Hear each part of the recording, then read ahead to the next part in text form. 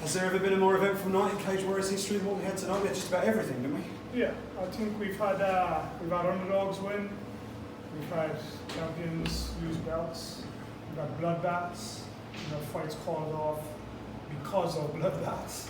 I don't think you could have put any more narrative into the ending of the Night of Champions live at the Boylan tonight. Are you? Oh, sorry. I was just going to say. Are you happy under the circumstances? Are you satisfied with how it was handled, the main event, and the fact it was finished the way it was? Because it was becoming a little bit farcical.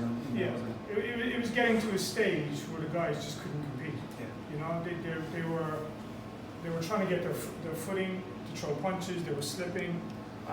They were just bleeding more and more and more. And as Mark called me in, he was looking for me cage, so I jumped in. He's like, "Look, it's got to stop." And I'm with you. To stop the fight, call it. They can do it again. You know, live to fight another day. You know, it's those guys took holds on each other, and I would be happy for the UFC to do that rematch in Copenhagen. It's fair. I think both deserve it. You know, Nicholas has put in a warrior story in his career. Ross is still unbeaten. They put on a show tonight for millions, and I think for the first time in the history of Cage Warriors since my reign, we've had a fight stop because of just there's just too much blood. We just couldn't compete. So yeah. Yeah, Graham. Yeah. So you've been in charge now in presidency for about 4 or 5 years.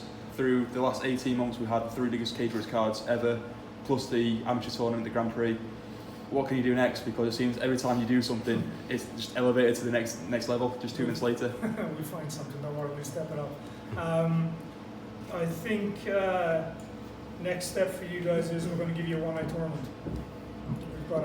We've got a belt to sort out, and I think pretty soon we're working on it. I think pretty soon we're going to have a 4-man one-night tournament for that belt. We also saw that during the week there was a bit of a Twitter spat between yourself and a certain Irish coach. That hasn't put a damper on the team enough as a for you? Not at all, not in the slightest. It's all a bit of fun for me. You were just saying you're happy to see Dalby have the rematch up in Copenhagen for UFC. How do you feel? You know, you're producing some of the best fighters that the world's ever seen coming from this organisation. You know, how does it feel? What number are we up to now? We're getting up to nearly 100 fighters moving over. Yeah, we're getting close to that number. We embrace what we do. You know, we've built an organisation and a platform, which is kind of guys can't go from community halls, going 4 or 5 and 0, and go straight into the UFC without fighting on some kind of show in between. And we're that show in between. We give them the same size octagon, we give them the same lights, the same cameras, we give them a decent enough crowd, they're treated professionally backstage, they've got the hand wrappers, they've got the cutman, they've got schedules they got to adhere to, they've got the VTs. The only difference is the size of the crowd. So it's kind of community hall, 500 people, a hall that's just not even lit with no rig. Cage Warriors, similar to the UFC without the mass numbers, UFC. So we're happy what we do, we embrace what we do, and we're happy to put more in there. Fantastic, thank you. Hi, could you give me your thoughts on the James Webb fight and the decision? Yeah. I thought Matthias Frederick is super strong. He made some reversals and got out of some positions that James Webb had him in that were mind-blowing.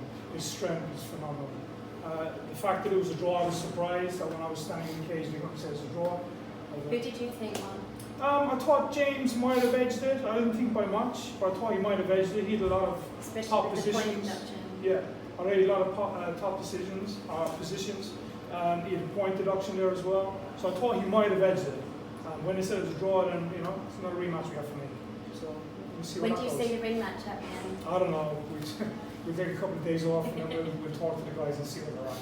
Who do you think's the biggest winner from tonight? That's just Bukakis. Yeah? Yeah. No one gave him a chance. No, everyone thought Martin Hamlin would run through him. The first round of that fight showed Modescus was in there to take that belt. He didn't want to give it up too easy. It's the biggest fight of his life. And he took on a talent of a wrestling pedigree, Martin Hamlin. Everyone has Martin tip to be in the UFC. I think on Copenhagen. And for Medeski to take that win, I think that's the biggest win tonight. And Jai Harvey. Those two were, they'd be the top two of one of the biggest wins. Two guys who, on paper, shouldn't have won. And they did. So, Sorry. I was just to say, you talk about what's next for Cage Warriors. You mentioned the one-night tournament. We spoke in the lead up to the event and talked about out-of-the-box thinking and doing different things. We didn't catch it on the feed upstairs because the feed was cut, but I understand you mentioned there's going to be an invite-only show on September the 1st. September the 6th. I was giving the wrong information. Could that be along the lines of what we discussed in the interview, where you could be heading over to the Apex in Las Vegas and holding something there? That's a little bit down the line. But it'll be London. It'll be London. It'll be a London show. Yeah. We're putting the card together at the moment. We just finalised everything. We've got a few documents to sign. And there'll be a 450, maybe 500 strong invite-only event that starts up. What's the thinking behind that? Because obviously, normally it's a spectator sport, isn't it? And it's about pulling the fans in and generating an atmosphere. Because it's the whole package. It's what's going on in the cage and the atmosphere outside the cage. With an invited crowd, it's likely to be quite a different vibe. But obviously, there's a theory behind it. So what's the theory? The theory behind it is we don't want to have a roster of fighters and not be able to keep them busy. And venue availability for the last quarter of the year is very, very slim. So there weren't any venues that we could have grabbed hold of that would have made sense for us to go into. So we thought, we've got a roster of X amount of fighters. If we don't get another show in the last quarter, there's going to be a lot of guys sitting around. And that's not what I want to do. I don't want to sign guys to the organization, promise that I'm going to build them, and then not be able to give them fights. It's not us. So we've gone out of our way to invest into something that's going to give us a decent size TV show, which gets us at least 16 of the guys in outing, fight, and keeps the roster active. I don't want a roster of a lot of guys sitting there screaming, I'll sign to you and not get a fight. Yeah. It's my job to keep them busy, and if that means doing a compact show where we build it up and make it big for TV, and our broadcasters and our broadcast partners around the world, then that's what we're going to do. You said this week that you know your place, like in the combat sports world, as like a building platform for these fighters to, give them the spotlight, turn them into stars, and then they go on and become bigger stars elsewhere. Do you think with a card like tonight, where there's obviously going to be a lot of media eyes now who weren't in attendance, there's going to be a lot of attention on the performances and the spectacle of the whole thing, do you think that the image of Cage Warriors might change down the line, or are you still happy to provide that, nurturing, building platform for the fighters? Yeah, we're happy to. Like I said, there's no in between. You can't take a guy from a community hall fighting in front of 300 of his fans, and then stick him into a 20,000 seat arena, live TV, and expect him to run at it. They're going to freeze. The lights are going to get them. So there's got to be somewhere in the middle. There's got to be a step up and a gradual, organic step up for these guys to develop to become future stars. Otherwise, they go from that community hall, they go to the arena, and before you know it, their career's over. Too fast. They're not going back at all. So having that time to develop, we feel is our niche to develop these guys and get them to where they need to be. Brilliant. You only talk about the one-day tournament without me for the band like that. Tell us. Any guys see you about following on to that? That's good. Yeah, be for the band like that. Any names flying around the head, or is it still too soon to say? There's names. There's names. The only problem is the names that are flying haven't been spoken to yet. So, like I said, we'll take Monday, maybe Tuesday morning off. We'll have a little gathering on Tuesday afternoon at Cage Warriors HQ, and then we'll talk about that. But we'll look to speak to those people this week who we believe will go into that. We haven't done a one-night tournament for a while, so I'm kind of 50-50 on one-night tournaments. I like the excitement of them, but 9 times out of 10, the guy that would have won the belt on a normal title shot probably won't win it on a tournament, because if you yourself an injury in the first fight, the reserve gets called in, but then somebody comes out as the knight in shining armour, and the guy that probably wouldn't have ever got to that would be a champion. So it brings an added excitement and element to it. How many rounds will they be? we'll probably do what we did before, so there'll be 2 rounds. If it's a draw after the 2, then there'll be a third. But if there's a decision on 2, then probably just... I wonder if you had a word about Mark Goddard. You know, we don't have an official regulatory body here in the UK, so you have to self-regulate, so the staff you have is super important. Mark had a pretty busy day tonight, you know, a very busy night. How important is it for a promotion league to have a senior referee like that handling those occasions and being a senior figure in there when you need it? Because you know it's a pretty unusual set of circumstances as well. With the James Webb fight, we had the issue of spike or no spike, and then there was one that was obviously definitely a spike afterwards. Then we had the main event with all the blood and everything. So how valuable is it to have someone like Mark Goddard who you can call upon for these shows? It's something you have to have. You know, any organisation or smaller shows that are doing events is wanting to help the sport grow and to bring people in who want to be referees or who want to be cutmen and let them shadow and slowly release them into live action. But to have the likes of Mark, Rich and Leon, all UFC caliber reps, it's something that I've had implemented from the very beginning back in 2010. We've taken a few people in where we've progressed them through as referees, but we've always had a senior ref on Cage Warriors. And I've said from the beginning, back in 2010, with my staff, we always look to have somebody linked to the bigger show on our staff to help with those decisions, because there were people coming to me like tonight about some of these decisions, and I was like, I gotta talk to my guy. He's not.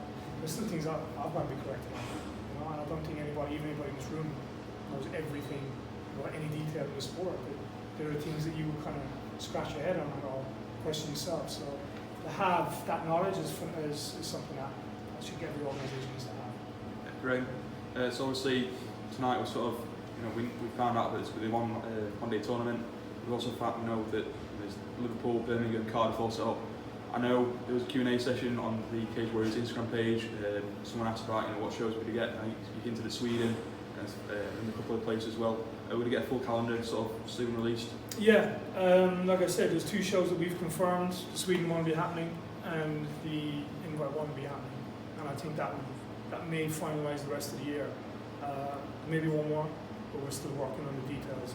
The logistics of putting all this together, fighter availability, injuries, trying to schedule in title fights, people not available. So all the pieces of the puzzle have got to kind of fall into place. It's not an easy task, but so far it's working okay. So yeah, we should have Sweden confirmed and an announcement about both those shows coming soon. Okay. We also saw that unfortunately Ian Gary's fight got sort of canned due to an opponent failing to make the medical. He wants to be rebooked for Liverpool, and I spoke to him. Is that going to be against Teo again, or is that going to be against a new opponent? We'll work on it. We'll see where it goes. Graham, what do you think of Sam Creasy's performance and what's next for him? That's 2 failed title bids now. Yeah. Where does he go from here? Tough show for Sam. I don't know. We'll have to have a chat with Sam and see what Sam wants to do. That's his decision at the end of the day. We go back and have a few more fights against a few more Europeans. That 125 division is very slim in the UK, and Sam's kind of beat everybody up that's there. So we'll see what he wants to do. Just got to let him digest and get his feelings on everything, and we'll speak to him Wednesday or Thursday. I usually give the guys 3 or 4 days to let the emotions wear off, and I'll pick the phone up. Graham, we've got the French fighters tonight. 3 wins out of 3 from Morgan Charrier, Lahore, and of course Samir fighting your new Cage Warriors flyweight champion. Big news coming out of France this week. The sport's going to be legal in January of next year. Is that something that you're looking to set up? And if so, how long do you reckon the timeline is before you actually manage to get something sorted? We'll do it ASAP. We can do it straight away. Straight away? We're already on. Yeah. That's what I'd like to hear. We're already done. It's already in the framework. We've already spoken with venues. We're on, and we'll be there in the first quarter. How excited are you for it? Very. We like going into new markets. If you look at the events over the past 10 years, I've been accused of having a dartboard of the countries around the dartboard, and I close my eyes and throw the dart to see where it lands and we go. The dartboard doesn't exist. We go to places strategically and France is on our list. We've already got the framework in place. Yeah. Can you give me your thoughts really quickly on the flyweight division in general? Obviously, we've seen in the UFC it's being bandied all over the place. We think it might be safe, but we're not entirely sure. Scott Coker has said that Bellator aren't particularly interested in doing one. How do you see it progressing now in terms of the general MMA industry? It's a tough one. I mean, you can't build divisions unless there's people there to build divisions on. And it's hard to build a division when you've got maybe one guy who's, I don't know, he's had 15 odd fights and the rest of the division are back at 2s and 3s making debuts and stuff. So I don't know where it's going to go globally, but I know in Europe it's very, very slim pickings. Do you think in general it would be a safe advice to say to fighters that maybe you should consider moving up? Yeah, the problem is a lot of these guys are not 145ers either. I think on the Cage Warriors roster, a lot of them that we have, the 125ers could easily compete at 125 or 135 in Europe. We need to do a bit of digging to see what's left of that 125 division. Sure. Alabama Stinger won tonight, 125, but no, who's definitely in the fight? Yeah. You know, so we'll see. We'll have to do some digging to see what goes. Good? Yeah. Thanks for coming, Thank you guys. very much. Enjoyed playing.